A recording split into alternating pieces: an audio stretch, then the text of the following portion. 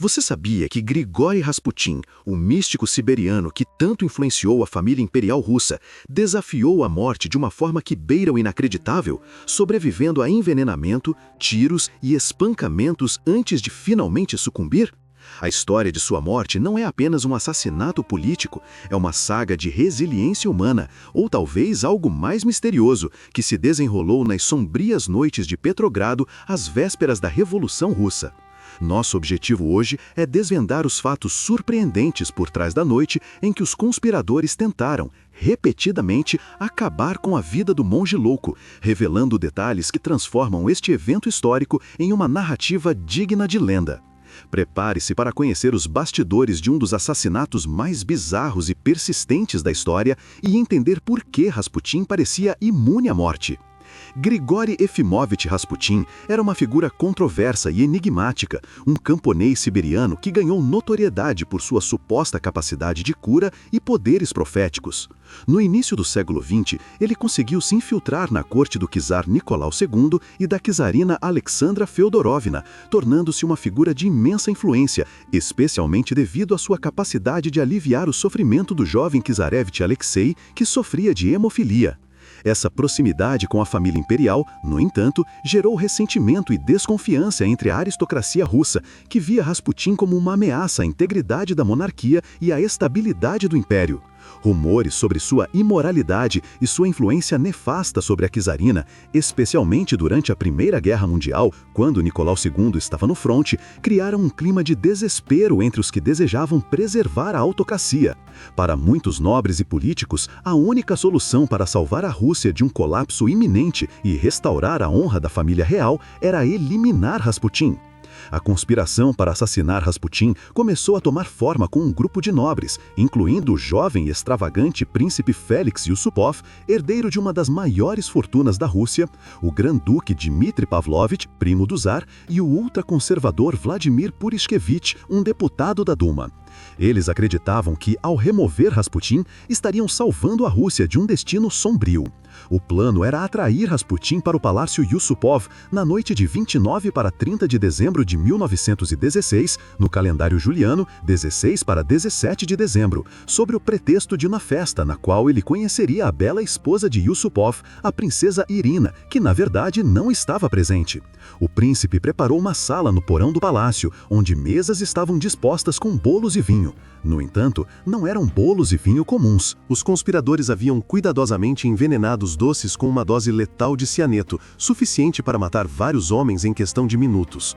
O vinho, uma madeira doce, também continha uma quantidade massiva da substância. Rasputin chegou ao palácio por volta da meia-noite, ansioso para o encontro. Yusupov o conduziu ao porão, onde a armadilha estava montada. Para a surpresa e horror dos conspiradores que esperavam no andar de cima, acompanhando os sons e esperando o inevitável, Rasputin comeu os bolos envenenados e bebeu o vinho com cianeto. Ele não demonstrou qualquer sinal de mal-estar. Horas se passaram e Rasputin continuava conversando calmamente com Yusupov, pedindo mais do vinho doce. Yusupov estava perplexo e aterrorizado. Como era possível que o veneno mais potente conhecido não estivesse fazendo efeito? O príncipe tentou convencer Rasputin a beber mais, mas o místico permanecia imperturbável, até mesmo pedindo para Yusupov tocar uma canção em um violão, enquanto comentava sobre a beleza das antiguidades e das joias da família Yusupov. A ineficácia do cianeto é um dos maiores mistérios do caso, levando alguns a especular sobre a possibilidade de que Rasputin tivesse alguma condição médica rara que o tornasse resistente ao veneno, ou que o veneno, de alguma forma, tivesse perdido sua potência nos doces e no vinho. Cansado de esperar e temendo que seu plano fosse descoberto, Yusupov subiu para se juntar aos outros conspiradores, que estavam cada vez mais impacientes e nervosos. A pressão e o pavor aumentavam a cada minuto. Decidiram que a ação mais drástica era necessária. Yusupov pegou um revólver e desceu novamente ao porão, determinado a concluir a tarefa. Ele pediu a Rasputin para olhar para um crucifixo na parede como se estivesse rezando, e então disparou. A bala atingiu Rasputin no lado esquerdo do corpo. O monge caiu no chão e os conspiradores, aliviados, subiram para celebrar o que parecia ser o fim de sua provação. Eles esperaram um tempo para ter certeza, e então Yusupov desceu novamente para verificar o corpo. Ao se inclinar sobre ele, Rasputin, em um movimento surpreendente e aterrorizante, abriu os olhos e agarrou o príncipe pelo pescoço, murmurando: "Yusupov, você vai morrer por isso." Essa reviravolta dos acontecimentos, com Rasputin aparentemente retornando do mundo dos mortos, causou pânico entre os conspiradores. Ele se levantou cambaleando e tentou fugir do palácio, correndo para o pátio nevado. A cena era digna de um pesadelo, um homem supostamente morto, baleado e envenenado, rastejando pela neve, determinado a escapar.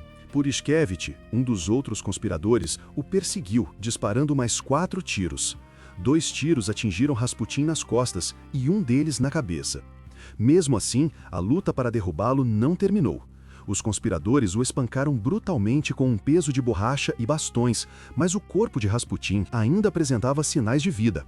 Desesperados para garantir que ele estivesse realmente morto, eles o envolveram em um tapete pesado, amarraram-no com cordas e atiraram-no nas águas geladas do rio Neva.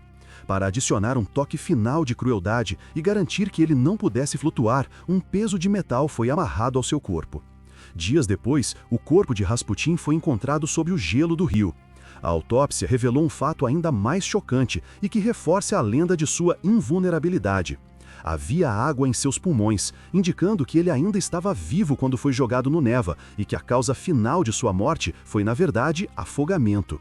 As feridas de bala e o veneno, por si só, não o haviam matado.